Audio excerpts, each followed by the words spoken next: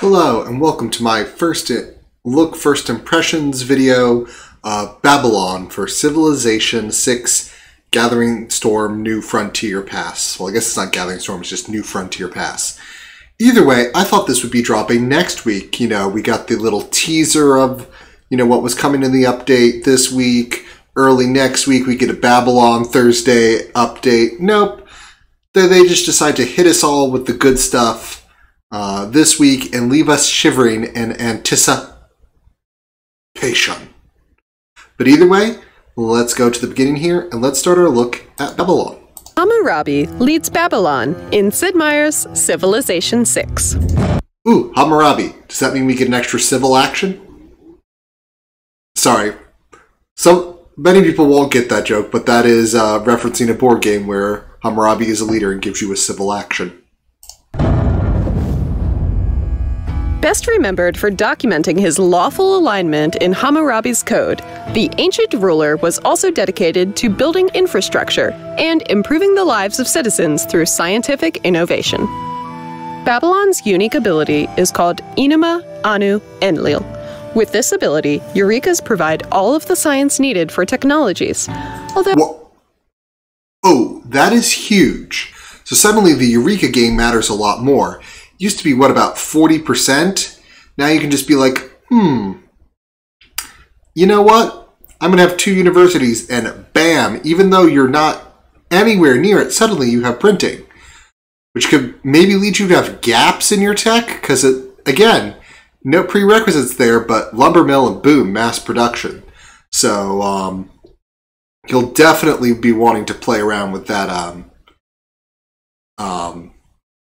just looking and lining up the text. That's going to matter a lot. So it also decreases the science generated each turn. Babylon's unique unit is an ancient-era melee unit called the Sabun Kibitum.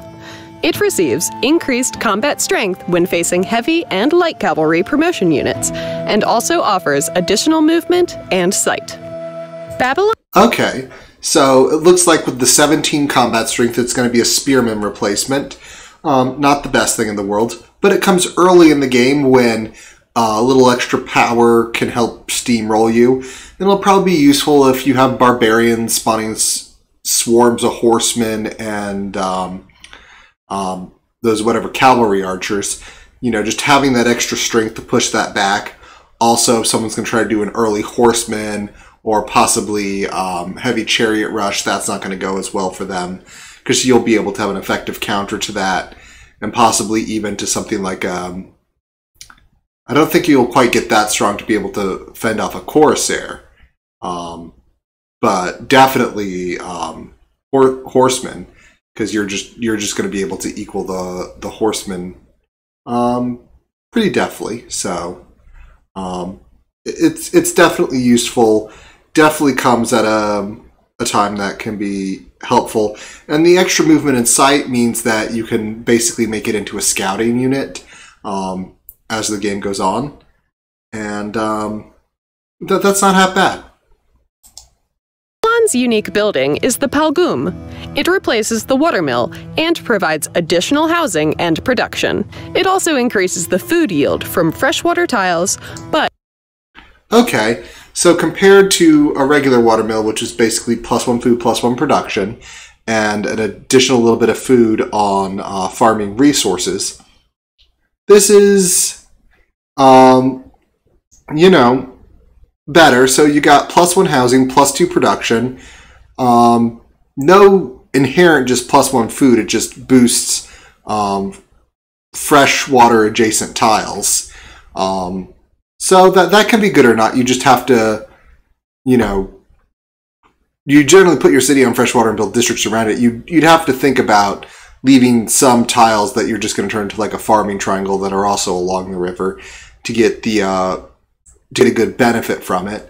And again, it is limited because you need a city adjacent to a river. So if you're not in a good river situation, you won't be able to build that building. So the watermill, while can be, a good building, and this definitely is probably more often than not a boost to that ability or to that building.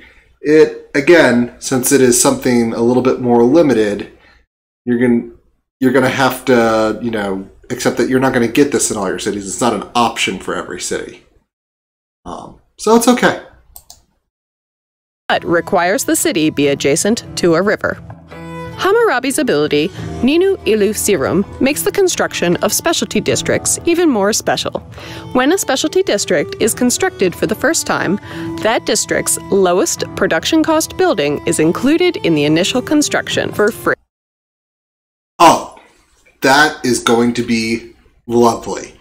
So the first, you know, holy site you get comes with the shrine. That'll be really good for getting a religion quickly if you want to go that route. Getting a campus district up, that's going to be solid. You know, it comes with a library, extra great people points. That will also make, think of it this way. If you wanted to go for the Divine Spark Pantheon, that needs, you know, that builds off of libraries and amphitheaters.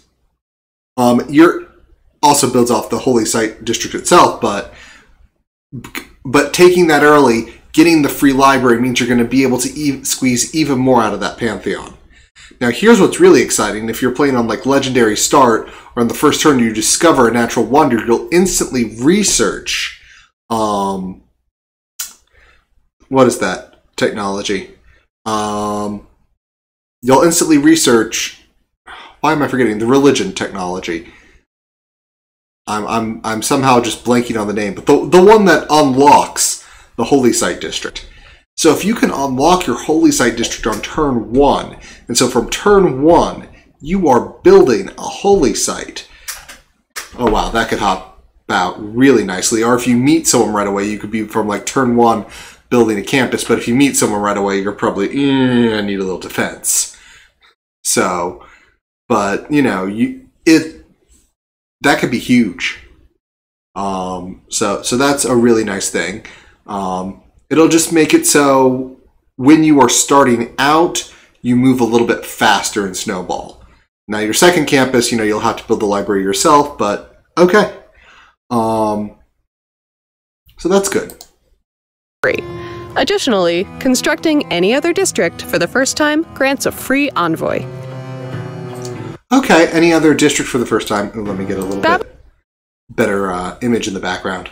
So that would be like your aqueduct, your neighborhood, your canal. I think those are spaceport, non-specialty districts. So those are your 4 non-specialty districts. So you've got 4 extra envoys basically sitting in your ability to rustle up. So that's not bad. It just basically means that you're going to go for a variety of districts because it's going to pay off a little bit more for you. Babylon offers a highly strategic, science-fueled game focused on getting as many Eurekas as possible. This playstyle rewards vigilance in pursuit of meeting boost conditions and maintaining a keen awareness of the tech tree. Great scientists are also key to victory because they grant Babylon a full rather than partial tech. Build the Great Library as soon as possible to ensure you still get so the Great Library, so I have one of two minds about this. One, that could be very useful when other people are recruiting great scientists. Two, if you go instead of getting the Great Library, get the Oracle, stick Bengala in that city. You know, you just start spamming out the great scientist points. You're going to be building campuses elsewhere because you're going for a science victory. So everything is just pushing you that way. Yeah, so maybe you just never let anyone else recruit a scientist, which could be the other way to do it. So if you don't get the Oracle, then possibly the Great Library could be really useful there. a science boost whenever another Civ recruits a great scientist. A robust... Okay, so what you just saw whoever is piloting this recording do is you just saw them click pass on Isaac Newton. which instantly builds a library in a university and makes all universities give +2 science. Basically, that would be a prime recruit in a science game usually. However, you basically have to understand for this game, or for the Babylon Civilization, it's flipped. Because they've got a science production penalty, they need to get boosts because those boosts gives them 100%. So you're going to get a lot more science from someone giving you a lot of boosts rather than just setting up the best building science infrastructure ever. Although if you go with the one where you're just producing so many more scientist points than anyone else and you're getting all the great scientists, well, you can have both. And why not go for both? Bust spy network can also be useful, allowing you to steal other civs' technologies. However, be wary of spies angering potential allies and preventing a Tier 2 science alliance, which can be especially beneficial to Babylon. Yeah, that science alliance getting a bunch of eurekas. So if you go down one side of the tech tree, the AI, gives you like the other half of the tech tree when you get there, which also means you're going to try to possibly during the game alternate who your science alliance is once you get the alliances high enough ranked elsewhere. So that could be really interesting. Again, spies just steal the tech. Will you use science to illuminate the world or darken it with tyranny? How will you lead Babylon in Sid Meier's Civilization 6? Now, the one thing at the end there is that the techs in the future era, their boosts are either steal or get a great spy. So at the very end there's going to be a very hard last through the science tech tree to get to the off-world mission.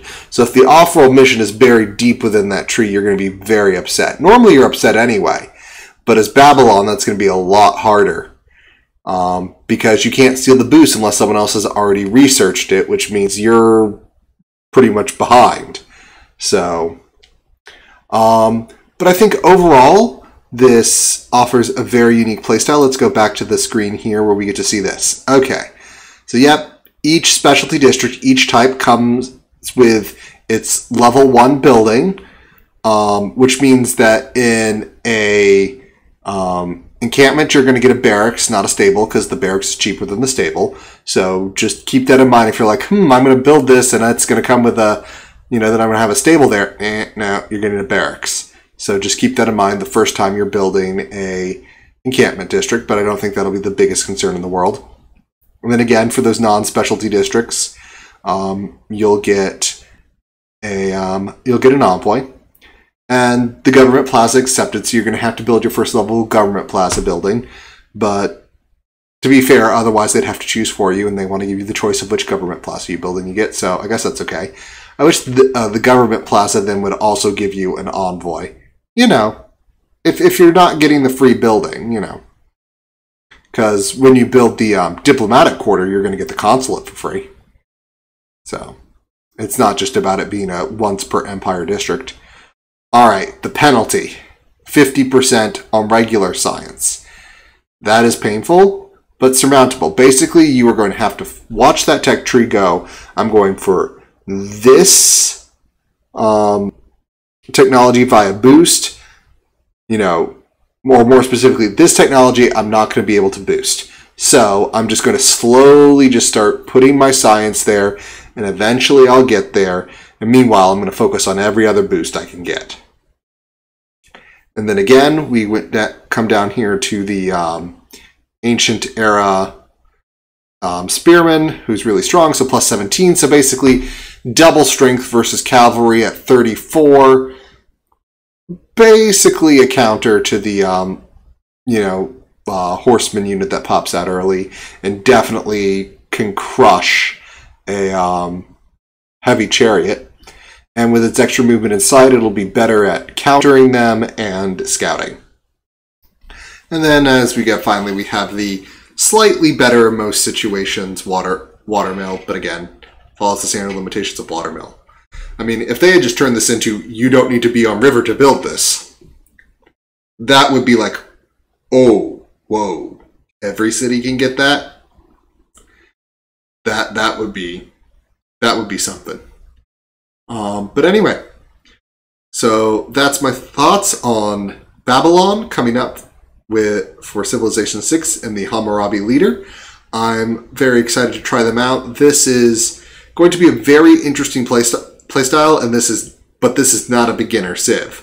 Because of that 50% science penalty, it means that you need to have a little bit of mastery of how the mechanics work. Because this is a very, deep into that Eureka inspiration mechanic, even though it's only operating on the Eureka side. And so it'll be, you need to understand how the tech and civics tree fit together, how they work together to get boosted all the way up, and how to find those boosts that come from other locations.